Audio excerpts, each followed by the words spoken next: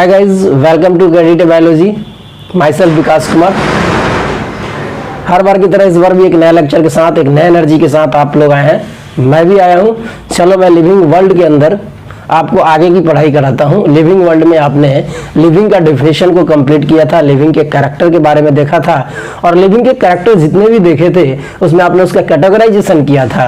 एक general character, दूसरा defining feature. आप भी बोला करो ना, आप भी बोला करो मेरे साथ। कैरेक्टर दो पार्ट में आपने डिवाइड किया था। पहले पार्ट जनरल कैरेक्टर, दूसरा पार्ट डिफाइनिंग फीचर या डिफाइनिंग कैरेक्टर। जनरल कैरेक्टर में आपने कंप्लीट किया था ग्रोथ के बारे में और रिप्रोडक्शन के बारे में। फिर आपने एक डिफाइनिंग कैरेक्टर के फॉर्म में सेल ऑर्गेनाइजेशन को कंप्लीट किया था। अब हम एक नए टॉपिक के साथ आते हैं। दो हमारे पास डिफाइनिंग फीचर और है, एक तो मेटाबॉलिज्म के नाम से जाना जाता है, दूसरा कॉन्शियसनेस के नाम से जाना जाता है। तो आप मेटाबॉलिज्म को समझो। और मेटाबॉलिज्म के बारे में अगर मैं ये कहूं तो आपको मैं इसी फर्स्ट पार्ट के, लिविंग वर्ल्ड के फर्स्ट पार्ट जब आप देखोगे जिसमें इंट्रोडक्शन पढ़ाया गया है, उस इंट्रोडक्शन में मैंने मेटाबॉलिज्म के बारे में भी कंप्लीट किया है कि मेटाबॉलिज्म क्या होते हैं और मेटाबॉलिज्म कितने टाइप के होते हैं, मतलब कैसे कैसे मेटाबॉलिज्म कंप्लीट होता है। तो उन्हीं चीजों को मैं एक बार दोहरा देता हूं, आपका काम हो जाएगा। बस मेटाबॉलिज्म का डिफिनेशन आपको समझना है, कैटाबॉलिज्म एनाबॉलिज्म से बनते हैं ये समझना है। डिफिनेशन डिफरेंसेस तो मैं पहले पार्ट में ही करा चुका हूं, और एक कॉन्शियसनेस के ऊपर काम करेंगे। और जब इतना कंप्लीट हो जाएगा तो अब हम कुछ आएंगे डाइवर्सिटी के ऊपर कि आखिर डाइवर्सिटी किस तरह से है पूरे लिविंग वर्ल्ड के अंदर। डाइवर्सिटी के बारे में थोड़ा सा पढ़ेंगे, फिर थोड़ा उसी डाइवर्सिटी के अंदर हम अगर देखेंगे तो हमको कुछ टैक्सोनॉमी पढ़ने को मिलेगा। और फर्दर जब टैक्सोनॉमी कुछ हम पढ़ लेंगे तो हम पार्टिकुलरली पूरा नोमेनक्लेचर के फीचर के बारे में पढ़ेंगे कि नेमिंग कैसे किया जाता है, नेम सब क्या क्या होते हैं। आइए हम देखते हैं नए लेक्चर के साथ।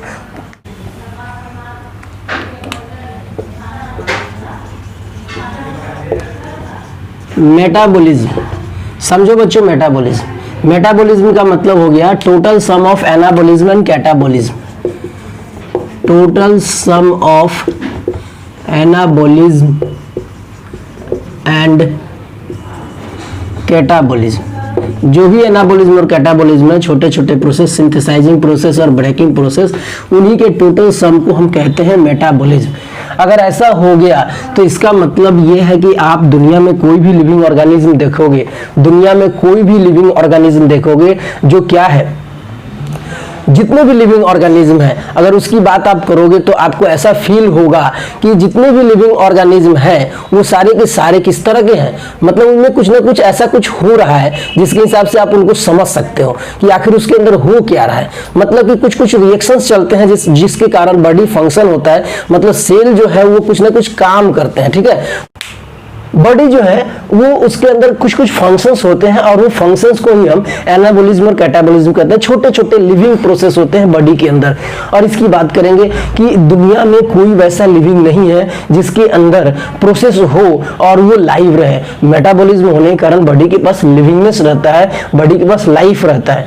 ठीक है, तो अब एक उसमें एनसीईआरटी में आपको लिखा हुआ मिलेगा कि लिविंग रिएक्शन। तो ऐसा कहा जा रहा है कि अगर कोई छोटा सा एक प्रोसेस है जो बॉडी के बाहर, बॉडी के सिस्टम जैसा किसी सिस्टम के अंदर वो प्रोसेस हो रहा है, तो उस रिएक्शन को, उस प्रोसेस को लिविंग रिएक्शन बोलेंगे, लिविंग प्रोसेस बोलेंगे। लेकिन कतई मीनिंग ये नहीं है कि वो लिविंग है, मतलब वो मेटाबॉलिज्म के अंदर काउंट होगा। तो आपको ये समझना है कि लिविंग रिएक्शन होना एक अलग चीज है और लिविंग प्रोसेस, मतलब लिविंग रिएक्शन लिविंग बॉडी में होना एक अलग प्रोसेस है। मतलब वो बायोकेमिकल हो सकता है, मतलब बोले तो लिविंग प्रोसेस हो सकता है, लेकिन अगर आप ये चाहे कि वो मेटाबॉलिज्म के अंदर काउंट हो जाए तो ये पॉसिबल नहीं, क्योंकि वो एक सिंपल सा रिएक्शन है।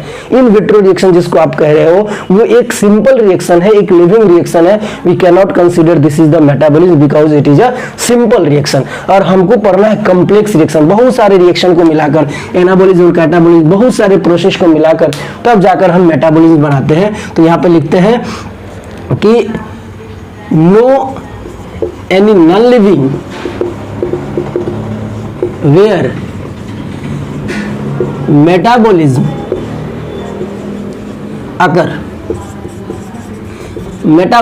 occurs, so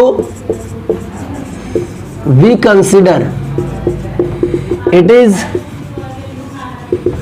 defining feature of living organism. ठीक है, और बच्चे देखते हैं एक दूसरा कैरेक्टर जिसका नाम होता है कॉन्शियसनेस। कॉन्शियसनेस के बारे में हम देखते हैं क्या क्या होता है, ठीक है। तो बात करते हैं हम कॉन्शियसनेस की। लास्ट टॉपिक है कॉन्शियसनेस। कॉन्शियसनेस का मतलब क्या होता है? मतलब एक प्रॉपर्टी, और property by which living organisms respond to environment, mental stimuli। कोई भी इन्वायरमेंटल स्टिमुली मिल रहा है, मतलब कोई भी बाहर से हमको कोई रिएक्शन मिल रहा है तो उसका हम रिएक्शन दे रहे हैं, आंसरिंग दे रहे हैं। कोई हमको टच कर रहा है तो हम हटने की कोशिश कर रहे हैं, कोई हमको मार रहा है तो हम हटने की कोशिश कर रहे हैं। मान लो यहाँ बोर्ड पे मान लो इस तरह से कील लगा हुआ है, ठीक है, इस तरह से कील लगा हुआ, मैंने ऐसे हाथ रखा, चुभा, मैंने हाथ हटाना शुरू किया। मतलब कहने का सेंस ये है कि कोई भी आपको सेंस मिलता है, उस सेंस का अगर आप आंसरिंग कर रहे हो, उस सेंस को आप रिस्पॉन्ड कर रहे हो, यही कैपेबिलिटी जो कहलाती है वो कॉन्शियसनेस कहलाती है। और ये लिविंग ऑर्गेनिज्म के पास होना ही है। दुनिया का हर एक लिविंग ऑर्गेनिज्म अपना जो भी इन्वायरमेंट होता है, उस इन्वायरमेंट से जो भी सेंस मिलते हैं उसका वो रिएक्शन देते हैं, रिस्पॉन्ड करते हैं। आप कहोगे सर प्लांट को हम लोग कट करते हैं, प्लांट कहाँ भागता है? हम लोग तो कोई मारे तो हम लोग भागना शुरू कर देते हैं बचने के लिए, रिस्पॉन्ड करते हैं, हम उस पर वार करते हैं। प्लांट तो ऐसा कुछ हमको नहीं दिखता है कि प्लांट के ब्रांच को कट कर रहे हैं, प्लांट के स्टेम को कट कर रहे हैं और प्लांट वहां से भाग जाए। बच्चों ध्यान से सुनो, ये जो कॉन्शियसनेस है, ये जो रिस्पॉन्ड करने का जो तरीका है, आप दो तरह से दे सकते हैं। या तो मूवमेंट के फॉर्म में दे सकते हो, या तो लोकोमोशन के फॉर्म में दे सकते हो, या बॉडी के अंदर फिजियोलॉजी को चेंज करके दे सकते हो। इसका मतलब यह है कि हम लोग का बॉडी जो है फिजियोलॉजिकल चेंज भी शो करता है, हम लोग का बॉडी लोकोमोशन भी देता है, हम लोग का बॉडी मूवमेंट भी शो करता है। लेकिन याद रहना चाहिए बच्चों, अगर प्लांट की बात करते हैं तो प्लांट मूवमेंट शो करता है, प्लांट फिजियोलॉजिकल चेंजेस शो करता है, प्लांट लोकोमोशन शो नहीं करता है। अगर प्लांट की लीफ को तोड़ लो, प्लांट की लीफ को कट कर दो, किसी ब्रांच को थोड़ा सा कट कर दो, वो ब्रांच ड्राई होने लगता है, वो लीफ ड्राई होने लगता है, वो ज्यादा धूप पड़ने लगता है। प्लांट अपने आप को बचाने के लिए ज्यादा सनलाइट होने को रिस्पॉन्ड करता है। प्लांट कैसे? वो अपने लीफ को सिकुड़ा कर, ज्यादा सरफेस एरिया नहीं रहेगा, ज्यादा बर्निंग सेंसेशन नहीं आएगा। इसके बाद अगर आप किसी प्लांट को तोड़ रहे हो तो अपना ग्रोथ रोक देता है, ग्रोथ हार्मोन जो सीक्रेट होता है उसको रोक देता है और प्लांट का ग्रोथ ही रुक जाता है। जिससे ये बता रहा है कि मैं फिजियोलॉजिकल फंक्शन को रोक के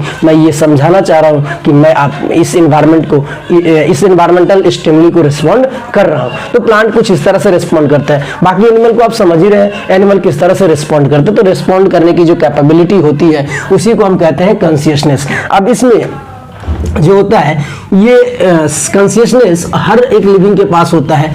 इट इज या इट शो बाई या it exhibits by all living organisms no any non-living exhibits this property। कोई ऐसा नॉन लिविंग नहीं है कि इस प्रॉपर्टी को रखता है। so we can consider it is defining feature of living organism. और बातें करेंगे कि ये जो कॉन्शियसनेस होता है, एक हम सेल्फ कॉन्शियसनेस की बात करेंगे। Self consciousness only in human beings, केवल और केवल ह्यूमन बींग्स के ये कैरेक्टर है कि सेल्फ कॉन्शियसनेस केवल ह्यूमन बींग्स के अंदर ज्यादा मिलता है। अपने बचने की कोशिश करना, प्योरली अपने बचने की कोशिश करना सेल्फ कॉन्शियसनेस होता है और ये ह्यूमन बींग्स के अंदर प्रॉपर्टी होता है। ठीक है, इसके बाद हम बात करेंगे, एक हम कॉमा पेशेंट की बात करेंगे कि सर कॉमा पेशेंट जो होता है वो कॉमा पेशेंट कैसा होता है। क्या कॉमा पेशेंट के पास कॉन्शियसनेस खत्म हो जाता है? नहीं, इसका ब्रेन जो होता है वो लॉस होता है, ब्रेन लॉस्ट होता है। ब्रेन लॉस्ट होता है मतलब मेमोरी एक तरह का हम बोल सकते हैं कि इसका मेमोरी लॉस्ट होता है। क्या होता है? मेमोरी लॉस्ट होता है। लेकिन इसका कॉन्शियसनेस इसका जो कॉन्शियसनेस है, एक तरह से हम देखें तो इसका जो कॉन्शियसनेस है, ये कॉन्शियसनेस डू नॉट लॉस, जो है कॉन्शियसनेस लॉस्ट नहीं होता है। कोमा पेशेंट का मतलब ये होता है कि रेस्पॉन्ड आइदर लेट और जल्दी, मतलब आप वो फास्टली भी दे सकते हैं, रेस्पॉन्ड आइदर लेट और फास्ट, वो लेट से भी देता है फास्ट भी दे सकता है मे भी, लेकिन जनरली लेट रिस्पॉन्ड, वो देर से रिस्पॉन्ड करता है, सब चीज का रेस्पॉन्स देता है, हर एक स्टिमुलस का रिस्पॉन्स देगा लेकिन लेट से देगा, अलग अलग टाइम पे देगा। तो आप कह सकते हैं कि कोमा पेशेंट के पास कॉन्शियसनेस होता है, उसका मेमोरी खो जाता है, बस कॉन्शियसनेस उसके पास होता है, ठीक है। और यूं कहो कि अगर कोई ह्यूमन बींग्स है तो अभी तक जब तक वो कोमा में है तो सेल्फ कॉन्शियसनेस थोड़ा कम हो चुका है, लेकिन कॉन्शियसनेस है। बात समझ एकदम सही सही दिमाग में भर लीजिएगा कि कोमा पेशेंट के पास मेमोरी लॉस होता है, ना कि कॉन्शियसनेस लॉस होता है, कॉन्शियसनेस रहता है। आ गया होगा समझ में बच्चों। चलो आज के लिए इतना काफी है, हम नेक्स्ट लेक्चर में और भी देखेंगे कि टैक्सोनॉमी किस तरह से हमको पढ़ना है। मतलब बायोडाइवर्सिटी जब मैं स्टार्ट करूंगा मैं, तो आपको उसके अंदर टैक्सोनॉमी भी पढ़ाऊंगा, नोमेनक्लेचर भी पढ़ाऊंगा, क्लासिफिकेशन भी पढ़ाऊंगा, एफिनिटीज भी पढ़ाऊंगा। Okay, thank you guys.